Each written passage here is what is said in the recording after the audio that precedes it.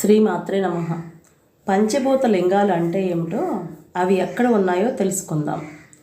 లింగరూపంగా ఉండే శంకరుడు పంచభూతాలకి ప్రతీకగా 5 చోట్ల లింగాకారంలో ఉన్నాడు. వారు పృథ్వీలింగం, ఆకాశలింగం, జలలింగం, తేజోలింగం, వాయులింగం అని పంచభూతాలుగా 5 చోట్ల ఉన్నారు.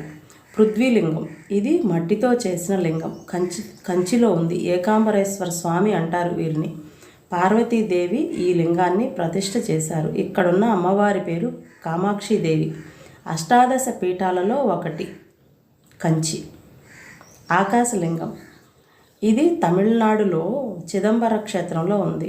ఆకాశం లాగా దర్శనం రహస్యమైంది. ఆకాశం వల్లే శూన్యంగా కూడా కనిపిస్తుంది. లింగ దర్శనం ఉండదు. అందువల్లనే చిదంబర రహస్యం అనే పేరు వచ్చింది ఈ క్షేత్రానికి. ఇక్కడ నటరాజస్వామివారు, శివకామ సుందరి అమ్మవార్లు మాత్రమే ఉంటారు. మూడవది అయిన జలలింగం. ఈ లింగం కింద ఎప్పుడు నీటి ఓట ఉంటుంది. అందువలన వీరు జలలింగంగా దర్శనమిస్తారు స్వామివారు. ఇది మనకి తమిళనాడులో తిరుచునాపల్లి సమీపంలోని జంబుకేశ్వరం క్షేత్రంలో ఉంది. ఈ స్వామి పేరు జంబుకేశ్వరుడు. అమ్మవారి పేరు అఖిలాండేశ్వరి. బ్రహ్మహత్య పాతక లాంటి నివారణల కోసం పరమేశ్వరుడు ఇక్కడ తపస్సు చేసి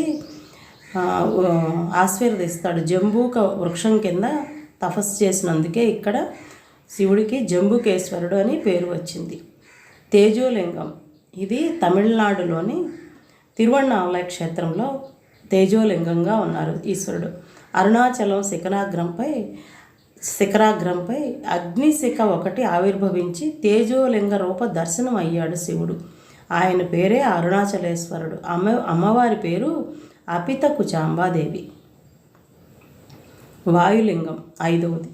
ఆంధ్రప్రదేశ్లోని తిరుపతికి దగ్గరలోని శ్రీకాళహస్తీశ్వర స్వామి ఆలయంలోని లింగమే వాయులింగం. ఈయన పేరు శ్రీకాళహస్తీశ్వరుడు. అమ్మవారి పేరు ప్రసూనాంబ. సాలెపురుగు, పాము, ఏనుగులకు మోక్షం ప్రసాదించిన క్షేత్రం అని కాళహస్తీశ్వర మహత్యంలో ఉంది. అరుణాచల శివ.